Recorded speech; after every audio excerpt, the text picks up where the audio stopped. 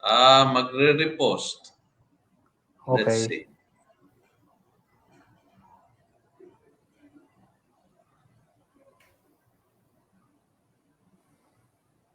Ano nangyari doon?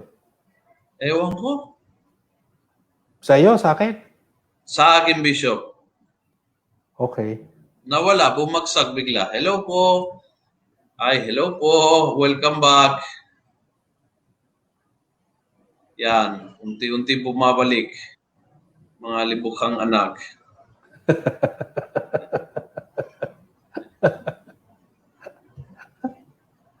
Ay, nako, talagang internet minsan.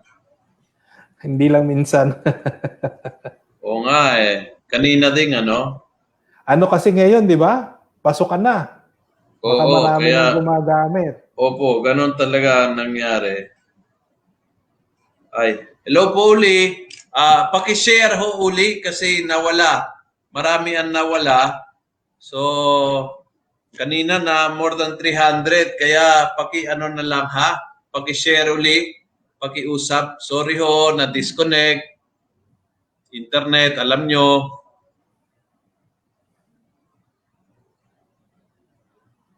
Yan, welcome back. Thank you. Internet ko po ang naloko. Pero mukhang okay na. All right. So Bishop, what we were saying, nawala po ako sa conversation. We were talking about the born again. Oo, yung Christian. The guy Christian with group. cancer. No, yeah. Oo. What I wanted to say is importante habang ginagawa yun, sinabi ninyo na puntahan, kumustahan, parang dalawin, ganyan.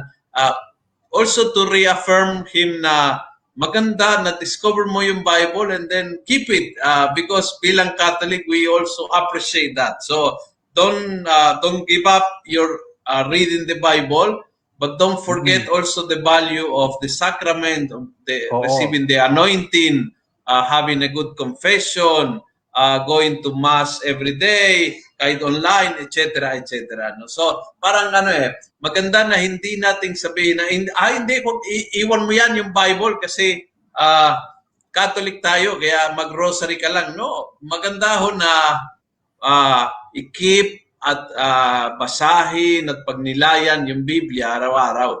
But bring him back to into the Catholic fold, no? Kumbaga, you can do that. You can keep going to the Bible and yet receiving the sacraments and everything, no? Correct. Ang ano naman doon ang sa akin nga, baka nga maganda din nagkaroon ng ganung trigger point na may nangyari sa kanya for him to go back to God. Pwede yung Bible, pwede yung cancer niya. At parang parang sasaluhin din natin kung nasaan siya. Parang yun nga ibig sabihin ng accompany. To accompany him from where he is right, kung nasan na siya ngayon, doon natin siya sasabayan. Correct. Correct. Hindi natin sasabihin na parang of course, syempre kung sasabihin din ng kabila ay mali yan, mga ano yan, mga kampuni ano yan. Sa akin, hindi din maganda yon na ano. Pero sa akin kasi, kunyari, healthy na Christian group would always direct people towards Christ, not attack other groups. Correct. Kaya sa akin, parang we are helping this person who is in need of so much help from other people. Kaya kung yun yung Christian group nakatulong sa kanya, susubukan din natin tumulong sa ibang larangan. Correct. Wonderful. Yeah, great. Wonderful. So, Bishop, we were talking about the importance of praying together. We talked the importance to start with a prayer. Ano pa mga fundamental dito? Hanapin ang kalooban ng Diyos at hindi yung sariling agenda. Ano pa yung mga components ng communal discernment? Yung sinasabi dito nung isang madre ay yung sense of identity. Kasi ang mangyari diyan, tayo isang grupo tayo. Pero ano nga ba ang common sa atin? Ano nga ba yung identity natin? Na ang sa akin tingin ko ay napaka-importante din na malaman natin yung identity natin kasi yan yung nagbuklod sa atin, yung nagbuo sa atin. Kaya napaka-importante yung sense of identity and relationship. Di ba? Meron tayong pinagdaanan, meron tayong history, meron tayong pinagdaanan ng kasaysayan, meron tayong pinagdaanan na problema. Ang sa akin, tingin ko nga yung mga Israelites, napaka-strong ng identity nila kasi yung pinagdaanan nila sa disyerto na 40 years ay talagang it bound them together. Parang pinag-isa siya talaga. At kahit yung relasyon nila sa Diyos, parang unti-unting na-purify. Parang ganun din ang mga grupo. Malinaw ba sa atin ang identity natin? Kasi ang nga doon, parang kung malinaw sa atin ang identity natin, malinaw din sa atin kung sino ang ating Diyos. At malaking tulong yun kung tayo nagdi-discern.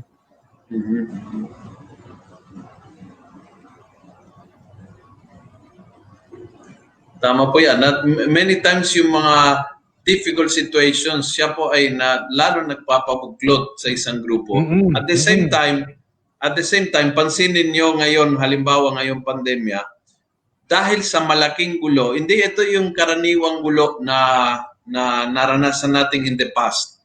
Dahil sa malaking gulo, nawawala tayo sa sarili nating agenda dahil nabulabog ang lahat, na wala tayong sariling agenda tuloy, as in totally lost. Hindi natin alam kung saan tayo tutungo, which is sometimes is very good.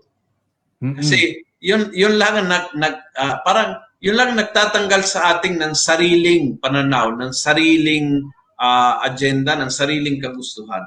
Minsan sa sobrang nakakagulo, hindi mo alam kung saan tutungo, and therefore that puts you in a situation na naiwan kang hubad sa harap ng Diyos, no? Parang wala kang wala talagang may dadala na. So, maaring yung kaibigan ni Esther na naka-cancer, ganyan po ang sitwasyon. Minsan maaring ikaw ay CEO ng isang company pero dumating ang matinding pagsubok na biglang wala kang agenda. And you come in front of God totally empty-handed. Correct. Litong-lito. And minsan is good. Minsan, kailangan nating, otherwise, hindi tayo bibitaw sa sarili nating mga agenda. Ang dyan, siguro ang analogy dyan, parang yung clay. Di ba? Pag yung clay, matigas, ang hirap i-mold. Parang kawawa yung pattern na nagmo-mold sa kanya kasi talagang ang hirap i-mold ng clay. Pero kung yung clay ay malleable, malambot, sumusunod sa forma ng naghuhulma sa kanya, parang madaling isaayos nung pattern kung ano yung gusto niyang ihulma doon sa clay. Parang ganyan din sa atin. Kunyari nagmamatigas tayo, kunyari malakas ako. Minsan, yun pa yung dahilan kung bakit hindi natin pinakikinggan ang Diyos. Hindi natin sinusunod ang Diyos. Yun yung minsan dahilan kung bakit tumitiwalag tayo sa Diyos. Diba? Kasi malakas tayo . Kaya nating sagutin sarili natin. Diba? Pero yun nga dahil hubad tayo, madali tayong hubugin, madali tayong hulmahin, yun yung pagkakataon na pwede tayong baguhin ng Diyos na ayon sa gusto niya. Correct. Pero mahirap yun hindi ito madali Talagang mahirap. Talagang mahirap.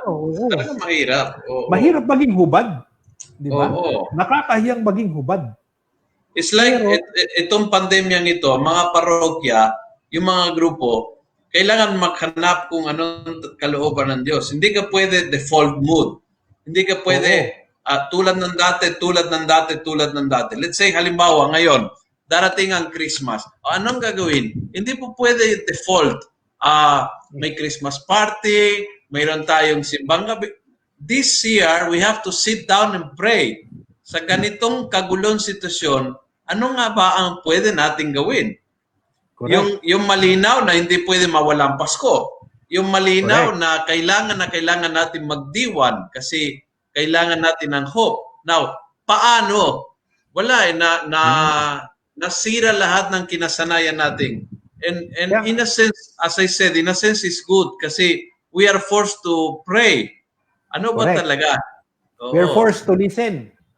Hindi pwede copy paste, di ba? Sa Dear simbahan, Force, sobrang sanay sa copy paste. Sa mga parokya, maraming copy paste. Yung ginagawa ito mula nung naitatag ang yung parokya. ginagawa namin dati, hindi nyo po Oo. pwedeng baguhin. Oo. Diba sabihin na, oy, may dang cruz. O saan ba yung dang cruz natin? So kailangan ibalik mo yung nakaprint marami. yan. 20 years ago nakaprint. Yun at yung pa rin. So parang nothing new. But this year, dahil sa pandemya, nawala lahat na yun. And see it as an opportunity to look for the will of God.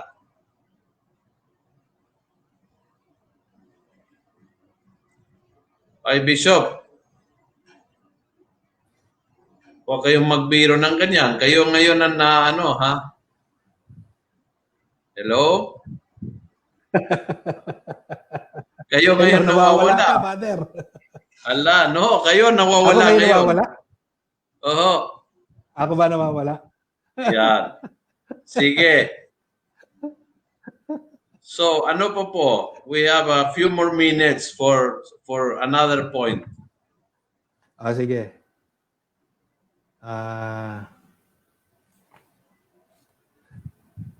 Yung third point ay it is a learning community.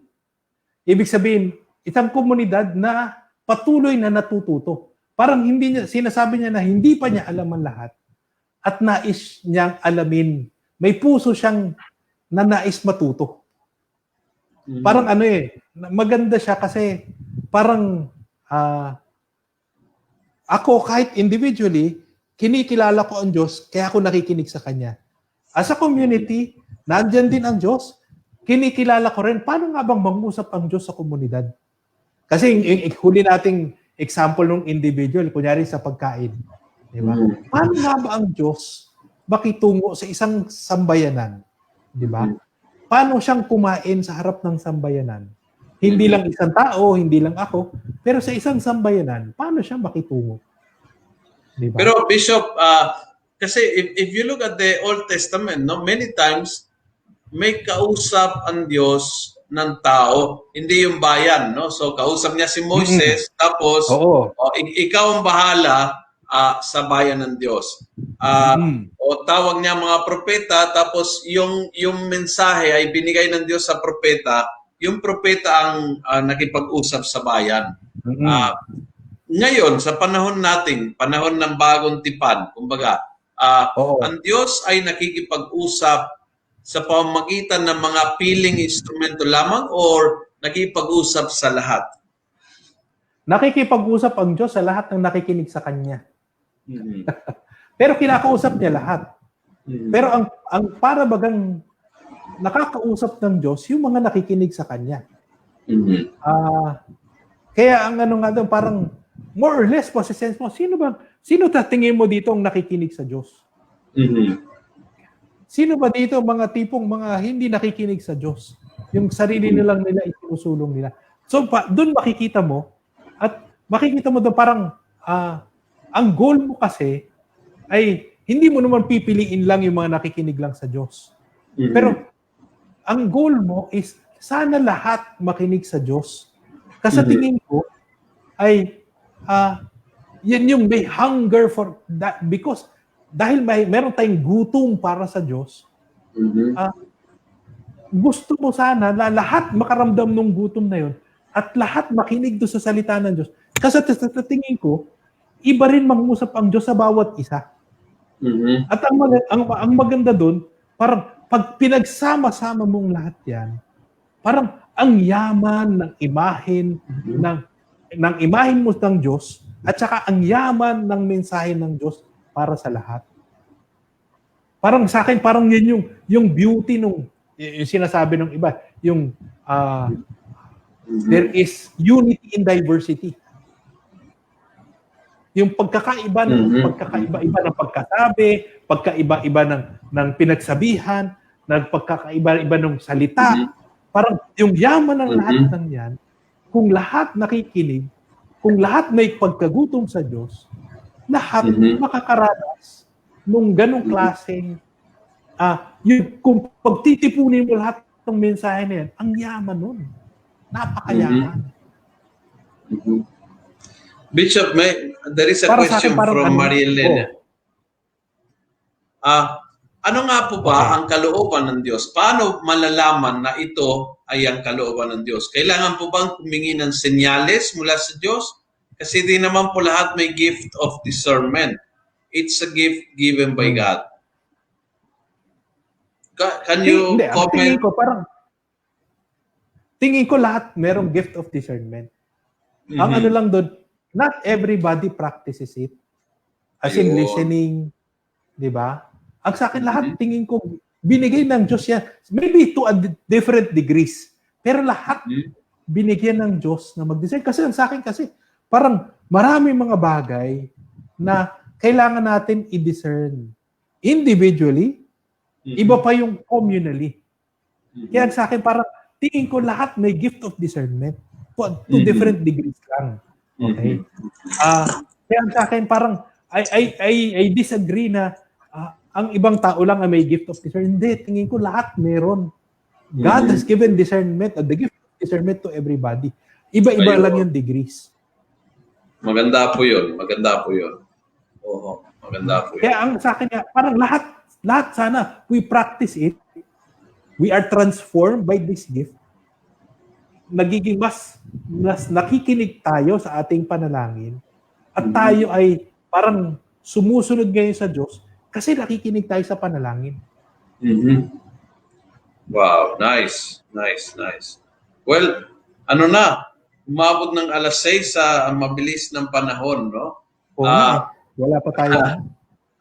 Ako'y nagpapasalamat pala kay Father Glenn na sumalo. Kinuha niya ang aking misa dahil mayroong pang gagawin kami ni Bishop ng isa pang video recording ngayon, no? Pero maraming salamat po sa inyo. Maraming salamat po sa mga questions ninyo. At as Bishop Robbie always tells, hindi ito dagdag kaalaman sana, kundi dagdag ugali at practice. I-apply ninyo. So, kung kayo po ay mga miyembro at marami sa inyo halata na miyembro ng mga ministries at mga organisasyon sa simbahan, i-apply ninyo po yan. I-apply ninyo yan. Agad-agad. Suggest ninyo. Ngayong panahon na ito, lalo't higit, kailangan po natin. Let's go open. Let's go looking for the Holy Spirit. Bring your ideas but not your agenda. Bring your ideas kasi yun ang materyales ng pagninilay. No? We need ideas, we need proposals, we need suggestions. Pero bring them knowing na hindi itong final product. Bring them as a condiment, kumbaga. Parang sangkap nito at paglulutuan ng lahat ng isang bagong putahe. So, huwag mong dala ng final product kasi malabo na ang final product mo ay yung final product ng Diyos. You have to be open in a community. No? So marami po tayong natutunan ng proseso ng pagninilay. Yun sana i-apply na natin sa mga ministries and meetings and activities para magiging discerning community po tayo. Bishop, final words before we go? Maganda yung ginawa mo na nanay. Pinagsama-sama mo na yung mga iba't ibang mga sessions natin ng discernment. At sa akin, balik tanawan nila yon, i-review nila yon, at i-review nila kasama yung ibang tao. Kasi mahirap magkaroon ng communal discernment kung iisa ka lang nagdi-discern.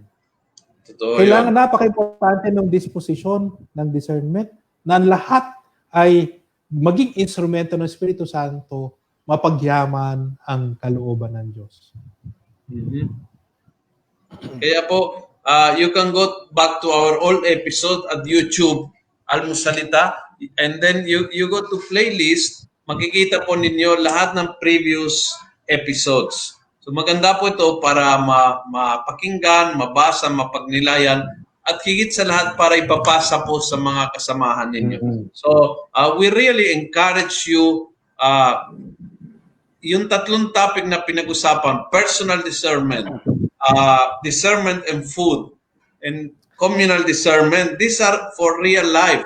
Ito po yung mga topics for real life. So sana ho, i-apply natin, no? Kasi makakatulong sa ating ng malaki pag ini-apply ito sa totoong true and real life, no?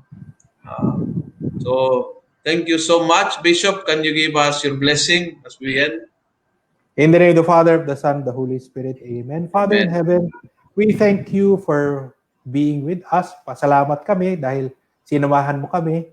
Pero nawa, Panginoon, maging aktibo naming gawain ito, kami ang sasama sa inyo. Alam namin, ayaw nyo kaming iwan, pero ayaw din namin mawalay sa iyo.